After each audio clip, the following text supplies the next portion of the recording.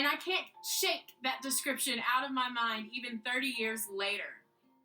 Our God is sovereign and he overreigns us in every capacity. And at some point, you just got to trust that he knows what's best and what's good. Well, how can I know this for certain? Here's what I don't want to glaze over as you study Job this week.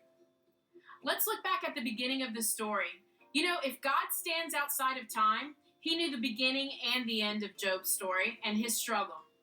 And your God knows the beginning and the end of your story and your struggle as well. God knew that he had the confidence that Job would make it through. And not only that, he knew the end of the story, that he was going to restore to Job double what he had lost. Not only that, Job got to live to see 4 generations. He got health and his life, and he got to see his family, and he got to see his neighbors and community restore their trust in him, and all those character assassinations that came whirling at him from his 3 friends were put to rest because God himself said, Job, I want you to go and make a sacrifice on their behalf because what they were saying was wrong, but you have not sinned against me.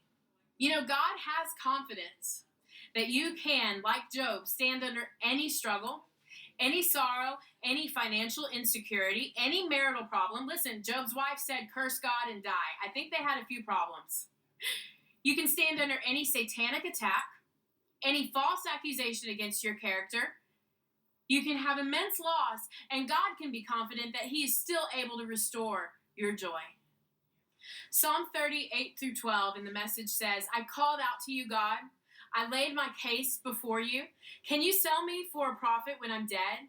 Auction me off at a cemetery yard sale?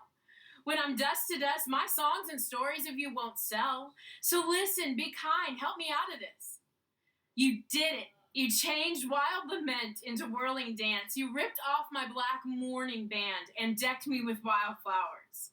I'm about to burst with song. I can't keep quiet about you. God, my God, I can't thank you enough. You know, there comes a point where your joy is going to come in the morning. And I'm not just talking about morning. I'm talking about sometimes your joy comes in the morning.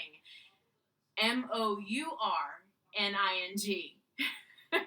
There's a quote by Lee Liebman that I love, and it says simply this: the deeper the sorrow carves into your being, the more joy you can contain. I think of that when I think about the Grand Canyon and how rivers have washed through and carved the walls. And it's because some of you have experienced many rivers of tears that have carved many, many deep areas in your soul. But can I tell you, that's only opening up space for joy to flood in a way you never thought possible. And you know what? You have an advocate that stands for you in an incredible way. Jesus himself knew suffering. Like I said a second ago, he called himself, one of his greatest things to say was that he was a man of sorrows. Philippians 3:10 said it like this. It says, all I want is to know Christ and the power that raised him from death. I want to share in his sufferings and be like him in his death. At the end of the day, our lives are meant to know Christ more. And our accomplishments, our wealth, our esteem, they'll all be for nothing if we aren't found in Christ and share in the heart, that same heart that went to death for you and me. That's the heart we want to know, is the heart that said, I'm willing to suffer. I want to know him. And I know that having an abundant life is going to include some sort of suffering, but I also know there's a promise that we will also have his joy. Well, homework this week. It's going to be a little bit, I don't know. I hope you find it comforting and that you find joy in the midst of it, but it's going to stretch you. Here's the first thing I want you to do. I want you to get out an envelope and a piece of paper. I want you to write down a letter to yourself in a moment where you experienced great sorrow. Now listen, normally when you do something like this, you write from the perspective of where you are, the road you've already traveled, how you've come through it, and you're writing in a different perspective than when you experienced it. What I want you to do is I want you to write down a letter to this friend that experienced tragedy or sorrow or suffering. Write in a place from you don't know that person, but you have empathy and compassion for them. Try to leave out who you are today and write from an honest place that you would for somebody that you love. And when you're done with that, take this, put it in the envelope, go ahead, lick it. Licking it's the best. Seal it and put away. Just find a safe spot for it, but know where it's at. Don't lose it. Sorry. It's okay.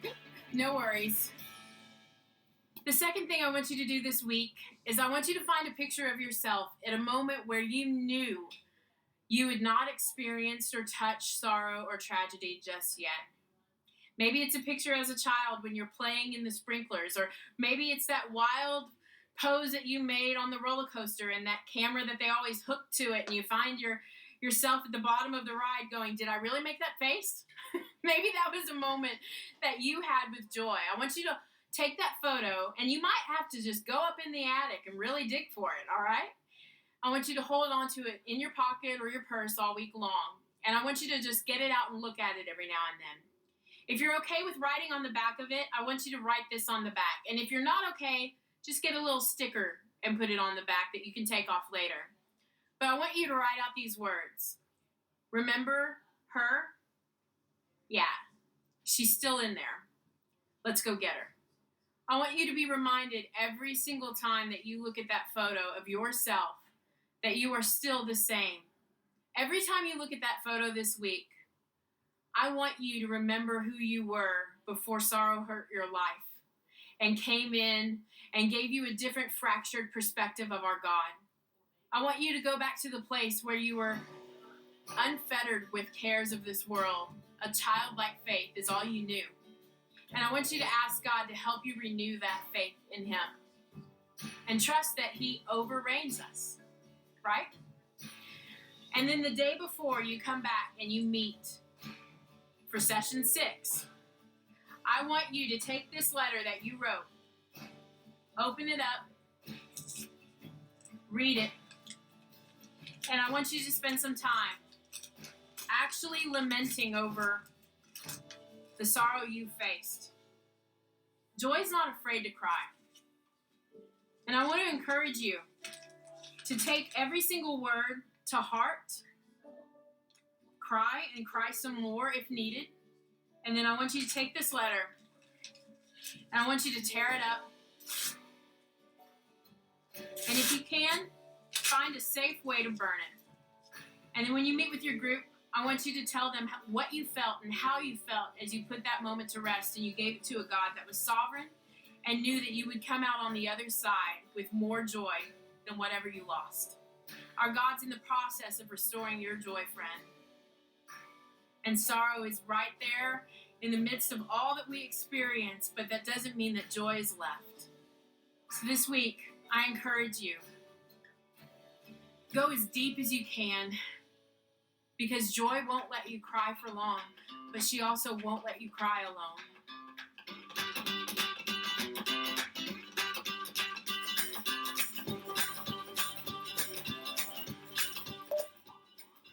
You knew. It's like the sneezes. When somebody sneezes once, they're going to do it 2 or 3 times. So you need more of a lament song. Daddy played piano. It is well with my soul.